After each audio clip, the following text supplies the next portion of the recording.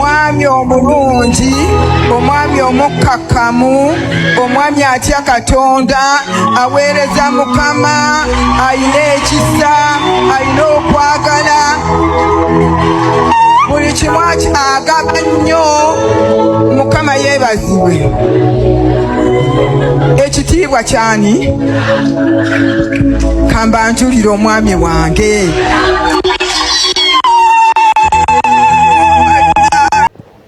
Baddiya oba kyendaba kyemulaba, kyempulira kyemuwulira, essanyu bannaye libuza okunzita ng'ate ndabye ku mami ne ddadi, kubanga tewali kintu kiwa ssanyu nga okaddiira mu Katonda, ate n'okaddiwa n'omuntu nga yoyoyoyo gw'owuliriramu emirembe, nga yoyo Katonda gwe yakuwa, ate nga yoyo gwe wasabirira. Bannange bye bisinga okunyuma, bye bisinga okutuwa amaanyi nate bwe tulaba ku bazadde baffe mu Kristo nga bakyayimiridde. Gwani atayimirira ng'olaba bano bakyayimiridde nate n'amaanyi nno. Kati gwe omuvubuka kiki ky'ogenda ogamba ensi? Kiki ky'otugamba? Kale nno ono mami yabadde yaniriza ddade ku kitoto, ndowooza omukwano mugulabye ebiraavulaavu. Bannange bano abantu bakwagaza ekintu kino munnange, ne mubanga okyali singo nate n'ogamba Katonda yena nga jandowoozeeko nate ankoleko ku byababbo. Naye nga wano mami yabadde ayaniriza ddadi ku kitoote, omukwano mugalabye ebiraavulaavu. Wano wennyini era mu lunaku luno lwennyini wayimiridde nate n'akozaayo eri mu kastori ddadi we yali yagenda okuba ekyeyo nga tayagala kuva bweru. We yagenda e London nga tayagala kudda wano kubanga ennaku yamuluma nnyo, obwavu bwabaluma nga n'omugaati tebagumanyi nga beesiiga na butto. So nga munnange tayagala kudda, ngeri Mukama Katonda abimulootesa n'amugamba munaye ddayo obuulire abantu ba Mukama, ddayo oyimirire ku kigambo, nga tayagala kuba yali yabirozaarozaako dda. So bw'atyo Katonda n'amuwa ekirwadde ekyamukuba ku ndiri. Awo nano nga Katonda ayogera naye. Bw'atyo nate ekirwadde ne kimukomyawo, wabula nga nate Katonda yali ayise mu kirwadde kumuzza waka aho yali tayagala kudda. Byonna kambikuwe obeere ng'obyewulirirako bwaka story nako nkatadde mu vidiyo eno. Katonda akuume akumpeera omukisa obweraba. Tuyimireko waggulu nga musumba waffe ayingirawo.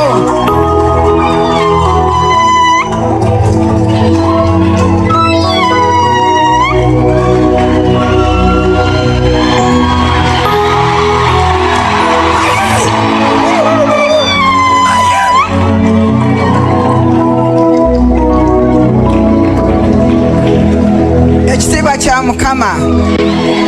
Mukama waffe yeebazwe, tutuuleko wansi. Kale twebaza Katonda nnyo nnyini kubanga n'omusumba waffe atuuse. Mukama yeebazibwe. Ye bino tabitegeera, amanyi kimu kyokka kutendeka gye ligenda kulwana mu nnaku ez'oluvannyuma. Abadde ajja wali nankoona ku ssaawa ne ŋŋamba nti osaaga. Mukama yeebazibwe. Bino ye tabimanyi, bagenda bamukolera birthday. Abantu ba Katonda baninze kakati tabimanyi bambi.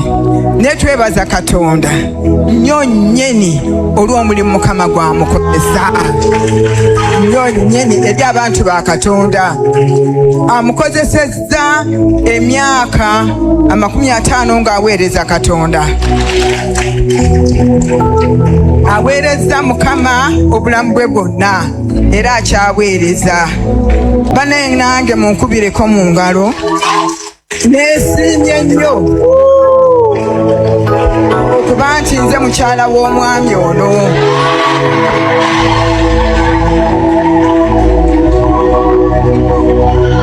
Omwami omulungi, omwami omukkakkamu, omwami atya Katonda, aweereza Mukama, ayina ekisa, ayina okwagala, buli kimu agaba nnyo. Mukama yeebazibwe. Ekitiibwa kyani? Kamba njulire omwami wange.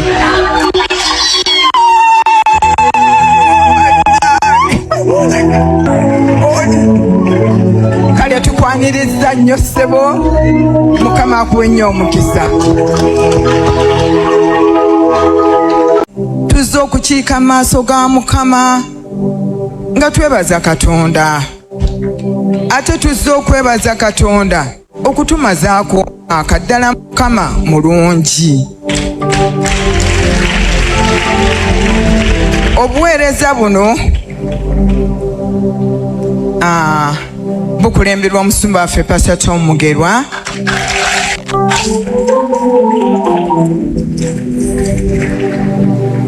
Nga atukulembedde bulungi.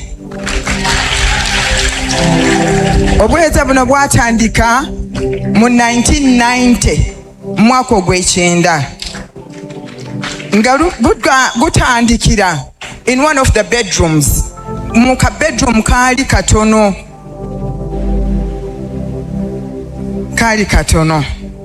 gye twatandikira. Mwasulangamu abaana. Ennyumba yali awo awali tenti eya blue gye twatandikira. Dadi yali taliiwo ng'agenze Bungereza kunoonya kantu, nga kantu kabuze, ng'embeera mbi nnyo. Twali emiwogo emyaka 3 kubanga namuli okufa nga ndi mugole day 1. Mukama yeebazibwe. Yasooka n'ankola bulungi kubanga yasooka n'aleeta ekikapu. Nedowooza bwe kiggwaawo tujja kukyusaamu. Bwe yaddamu yaleeta kitundu kya nsawo. Ne ŋŋamba nti lukuze. Nennyika mu mutima naye ng'ate saagala mmulaga. Alima nnyo bw'akwata enkumbi togoberera. Tamanyi n'abaana abavubuka abato. N'alima ensawo ya muwogo n'agikubaawo neggwaawo. N'aleeta ne mugamba nti gwe gy'omujja taggwaayo. Nange nti atajja kuggwaayo kati kubanga wawo gwe tulyako, wawo gwe tujja okulya nga wayise emyezi 3, wawo gwe n'akasimba.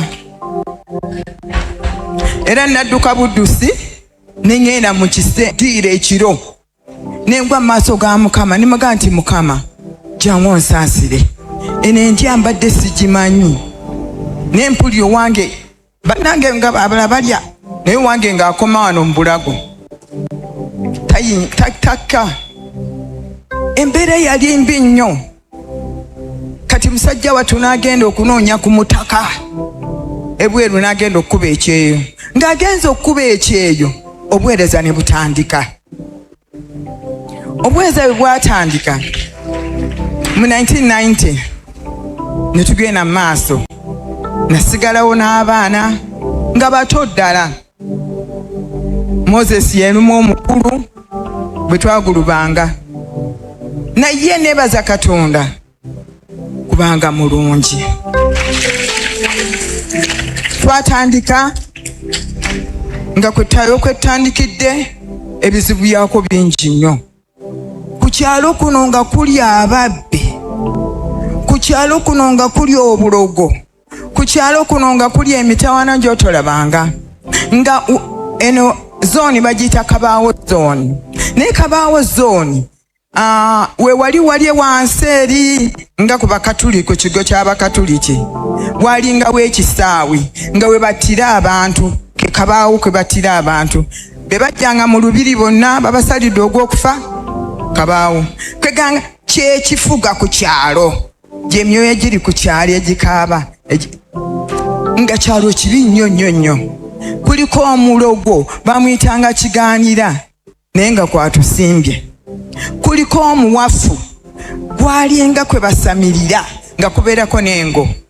Abalala bagiraba, ffe tetwagiraba. Naye nga wansi awo bwe tuli tugenda ku luzzi ne tusaba. Batandika abantu nga 8, Musumba Sara Sejjoba, Musumba Isaac Kituuka, be twatandika nabo, n'abalala Sarah Kisuule, baagala Kato, njogedde kwegamba twali abantu nga 8.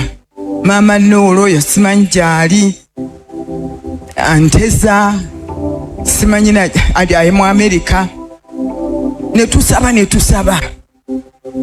tweyongera maaso n'okusaba ne buli twasabanga ne bakendeera ne badda mu bana ne tusaba ne beeyongera ne batuuka mu 30 ne tusaba ne badda mu 3 ne tusaba nga wewe emyoyo egirwana emibi ennyo ne tusaba twasaba nga bakendeera ate balinnya bwe batyo Katemba yali mungi naye paka we twabwa amaaso ga Katonda ne tugaa katunoonye ku Mukama nga bwe tumunoonyeza ne twala ennaku zaffe eziwera nga tututte ennaku ezo eziwera. Munnaffe omu yabeeranga Kitebi wali n'aloota ekirooto yali ajja ng'ayita mu kkubo eryo ava ku luzzi n'asanga nga omuti gulinga wali ogwo gw'omuwafu abatannagutuukako agenda okulaba nga guvaayo bwe guti nga gukaaba woowe ŋŋenze sikyadda. Mukama yeebazibwe.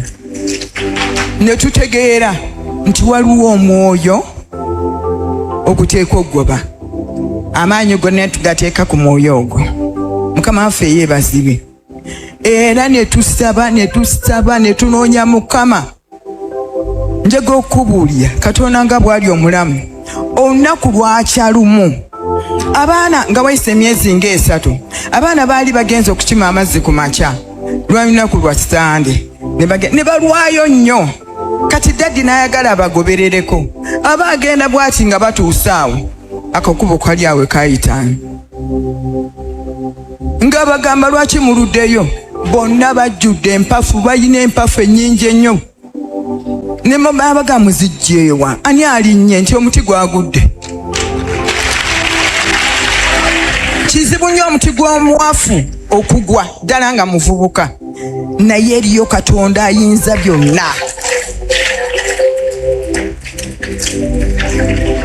Walingako omubbi ku kyalo bamuyitanga Katongole nga wammundu naye ngatta buli kiramu ng'abonyaabonya ekyalo Kabowa, Nyanama, Kitebi, Mutundwe bino byonna nga byalobye nga bwakusanga n'akutunuulya nga gamba nti gundi teeka wano ky'olina otambula ogende oba si ekyo sasi kyali kibi nnyo naye teri kirema Katonda. Twebaza Katonda akoze omulimu omulungi mu kifo kino. Katonda affe mulungi. Ne tweyongera okusaba ne tweyongera okunoonya Mukama ne tukaabirira Katonda. Mukama n'atugaziya era akyatugaziya. Twebaza nnyo Katonda olw'ekyo. Mami wange yali akyali ku kyeyo e Bungereza. Kinyuma tutandise okulya ku mugaati kuba twali tetugumanyi n'abaana tebamanyi nga bwe bagenda ewa jjajja bwabwe ne babawa bisikiti naye ne baatuwadde obuntu obuwooma nga tebayinza na kumanya bisikiti. Yembeera gye twalimu ffe ekizigo kyaffe nga butto. Omwana ne kamutanda n'ateekamu ennu 2 abukawo n'oluyi oteekamu katono bot weesiiga genda osome. Abaana baffe nga basomera ku bupapula school fees zijja enkya tuleeta nga zibuluddawo naye Katonda n'abasomesa. Aba akyali eyo n'awulira ekimugamba okukomawo e Uganda naye n'akituga n'agamba nti sidda mu bwavu obwo nga n'abaana batandise okulya ku nnyama siddayo. N'akituga naye lwali olunaku lumu n'alwala. Gamba nti n'alwala katulabe ekyaddirya. Yakomawo okuva okukola ku kyeyo kye tombuuza gye yali akola n'akomawo awaka ku wiikendi agenda okutuuka bannyina nga tebaliiwo bagenze bakucakalako n'afumba emmere n'alya ne yeebaka. Bagenda okukomawo bawulira